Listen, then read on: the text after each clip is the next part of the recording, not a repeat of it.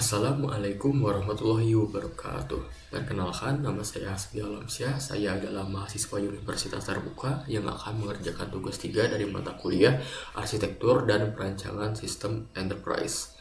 Yang dimana di tugas 3 ini kita harus membuat sebuah enterprise arsitektur planning terkait hal-hal yang mendukung pengembangan sistem informasi pada perusahaan logistik yang ada di sini.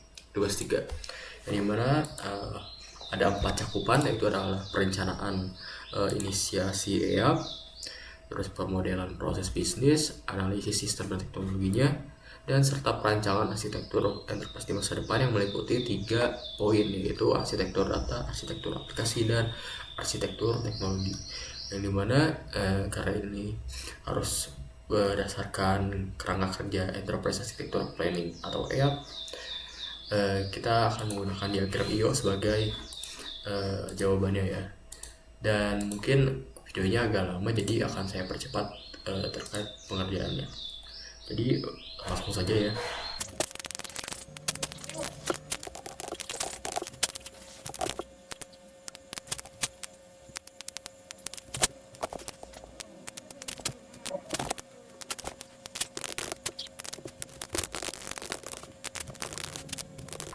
Nah, di sini saya sudah membuat sebuah diagram ya, berbasiskan gambar untuk penjelasannya, yang dimana dari nomor 1 ini saya akan menjawab ya, untuk perencanaan inisiasi EAP-nya terhadap perusahaan logistik atau pengiriman barang gitu ya. Kita akan memulainya dari ruang lingkup perencanaan, yang dimana di ruang lingkup perencanaan ini ada penerimaan barang, pengelolaan barang, dan distribusi barang ke konsumen. Dan setelah itu kita akan melanjutkannya ke tujuan perencanaan, yang dimana di tujuan perencanaan ini kita akan meningkatkan pengelolaan data terhadap barang yang akan dikirimkan ke konsumen, seperti itu. Itu untuk tujuan pertama.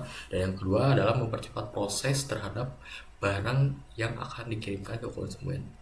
Dan yang terpenting juga gitu ya, agar perusahaan tidak merugi, yaitu kita akan mengefisiensi sebuah pengeluaran gitu ya terhadap apa yang akan dikerjakan oleh si perusahaan tersebut terkait logistik barang.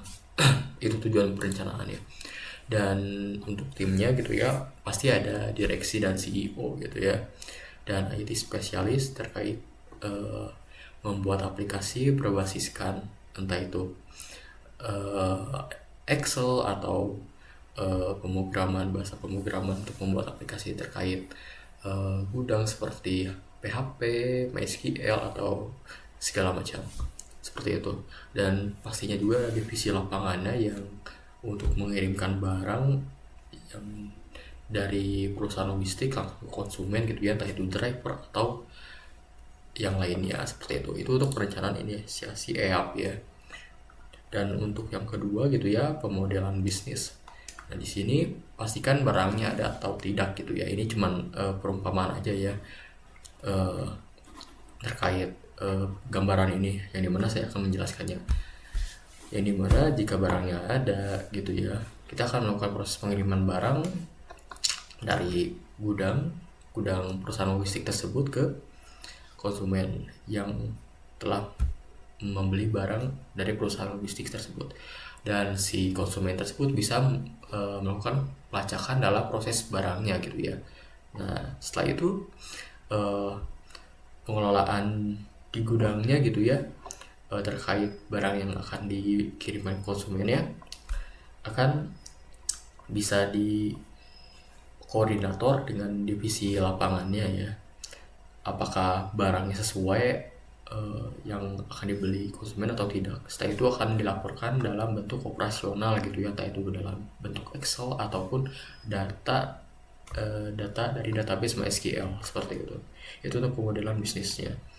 Dan setelah itu yang ketiga adalah analisis sistem dan teknologi gitu ya, yang dimana kita akan memulainya, yang dimana ada pemilihan pemrograman apa yang akan digunakan agar cocok terkait pengelolaan logistik gitu ya.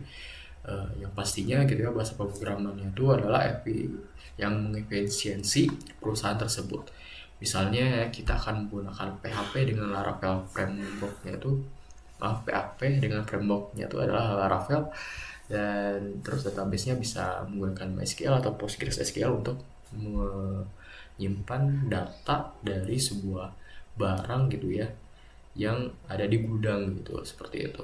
Atau juga selain bisa menggunakan pemrograman aplikasi, kita juga bisa menggunakan Excel agar lebih mudah menghitungnya ya, seperti itu. Yang dimana analisis dan teknologinya pastinya gitu ya, dalam aplikasinya ada pengiriman gitu ya, dan yang kedua ada tracking yang dimana sistemnya berbeda. Kenapa? Karena pasti akan membuat sistem yang baru lagi untuk tracking, yang dimana si konsumen bisa melacak dari mana gitu ya si barang ini berasal, dan masih di mana juga gitu ya si barang ini dikirim gitu ya, misalnya dari Bandung ke Jakarta, dan trackingnya apakah sudah di Jakarta atau belum gitu ya, seperti itu. Yang dimana tracking ini biasanya menggunakan API gateway dari si pengiriman seperti cek resi atau JMT, terus Shopee Express atau si Cepat Express gitu ya, mungkin untuk pengelolaan logistiknya gitu ya, atau trackingnya, seperti itu. Tergantung dari si konsumen memilih jasa pengirimannya yang mana, entah itu JNT atau si Cepat Express atau yang lainnya, seperti itu. Dan laporannya itu adalah bentuk Excel ya, yang dimana untuk laporan Excel ini tuh khususnya untuk perusahaan ya, bukan untuk konsumen, seperti itu. Yang dimana laporan itu berbentuk apakah bulan ini profit atau tidak, apakah ada barang yang hilang atau ada barang yang belum terkirim, seperti itu. Nah, untuk yang terakhir gitu ya adalah perancangan arsitektur enterprise, yang dimana perancangan ini ada 3 ya, tadi ada 3 poin, yaitu arsitektur data, arsitektur aplikasi, dan arsitektur teknologi. Yang dimana saya akan menjelaskannya gitu ya, walaupun ini gambarnya sedikit, saya akan menjelaskannya sedikit demi sedikit atau lebih banyak gitu ya dibandingkan yang ini. Yang dimana arsitektur data ini tuh yang pastinya ada pelanggan gitu ya, yang dimana pelanggan ini tuh mengakses sebuah aplikasi terhadap perusahaan logistik tersebut agar bisa membeli barang yang diinginkannya. Dan terus yang pastinya di arsitektur data ada barang yang akan dijualkan kepada si pelanggan tersebut, yang dimana barang tersebut harus ada gitu ya di gudang, dan dipastikan stoknya ada dalam laporan bentuk Excel, seperti itu. Dan di sini ada pengiriman, maaf ini typo gitu ya. Nah, di sini ada pengiriman, yang dimana pengiriman ini bertujuan agar si barang bisa sampai ke pelanggan dengan baik dan benar gitu ya, ketika si barangnya udah ada, seperti itu. Dan yang pastinya gitu ya, yang kedua ada arsitektur aplikasi, yang dimana arsitektur aplikasinya tuh pasti ada layanan konsumen gitu ya, yang dimana si konsumen ini bisa menanyakan terkait barang yang dibelinya gitu.